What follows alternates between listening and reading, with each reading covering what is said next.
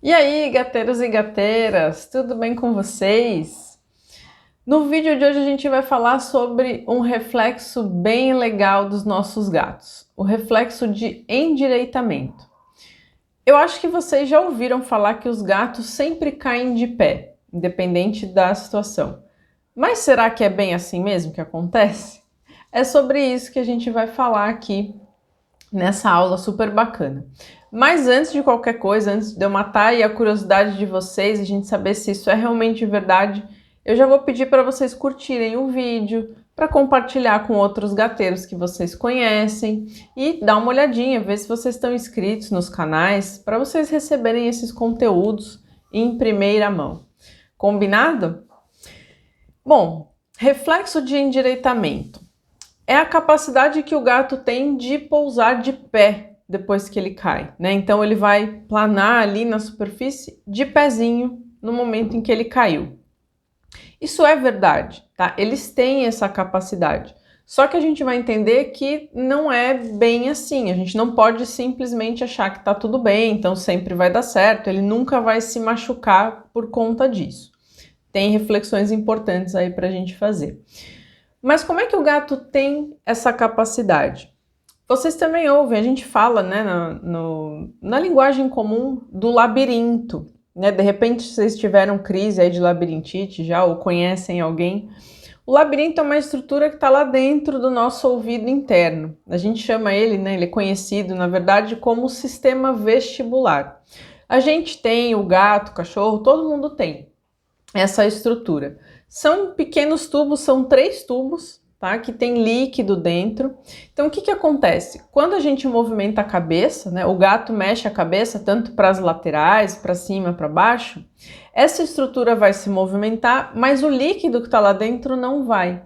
Então, o cérebro recebe essa mensagem e daí ele consegue interpretar a posição que o gato tá, né? Onde a cabeça dele está, se está na posição correta ou se ela está virada, está deitada, consequentemente o corpo também. Então, por conta, essa estrutura a gente tem, funciona dessa forma também, só que aí o gato tem, lógico, né, adaptações que são só dele. Então, vamos pensar num gato caindo, tá? Ou pulando, né? Não precisa ser só uma queda, ele tem esse hábito de escalar, de subir na árvore, então ele vai pular de um lado para o outro, de repente ele está saltando, ele pode também errar o cálculo, né, e acabar caindo. Então, nesse momento, o que que vai acontecer?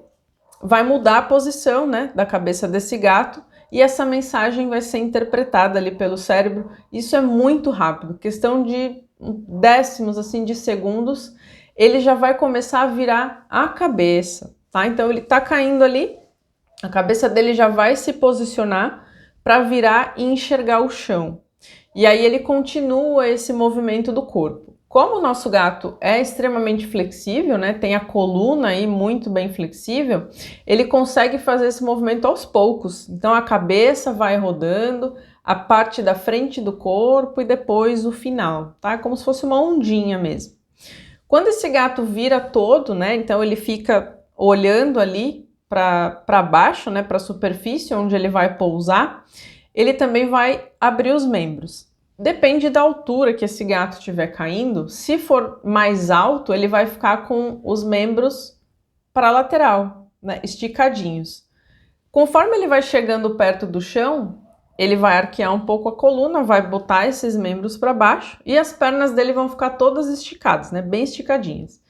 Isso vai servir como um amortecedor, tá? Então pensa só, isso é muito rápido, né? Tô descrevendo aqui o movimento, tô falando, mas isso é realmente muito rápido. Então esse gato tá caindo, ele posiciona o corpo lá direitinho e aí ele cai de pé e ainda tem essa questão de conseguir amortecer um pouco o impacto dessa queda. Esse reflexo todo gato tem, tá? É uma capacidade aí, uma adaptação muito interessante dessa espécie. Só que aí, né, é legal a gente compreender, conhecer, saber como ele faz isso, mas a gente precisa pensar em alguns detalhes, tá bom?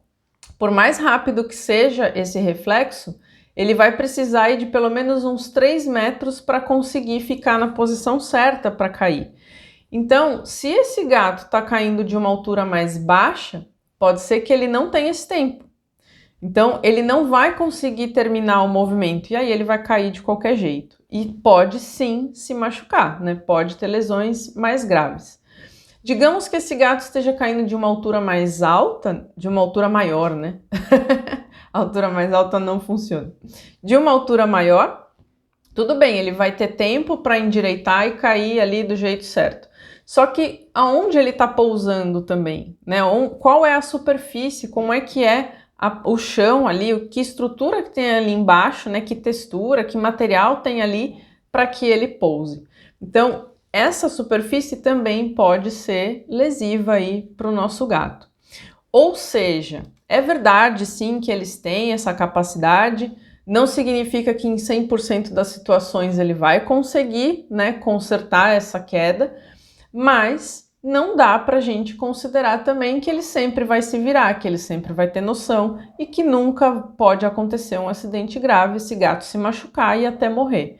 Então, aquela conversa de que a gente não precisa ter lá apartamentos que são mais baixos, ou de repente você mora num sobrado, né, a parte de cima da casa, laje, sei lá, um terraço, alguma coisa assim, você também não precisa prestar atenção, né, na segurança, porque o gato vai ficar de boa, ele vai ter noção, ele não vai se jogar de lá de cima. Isso não funciona.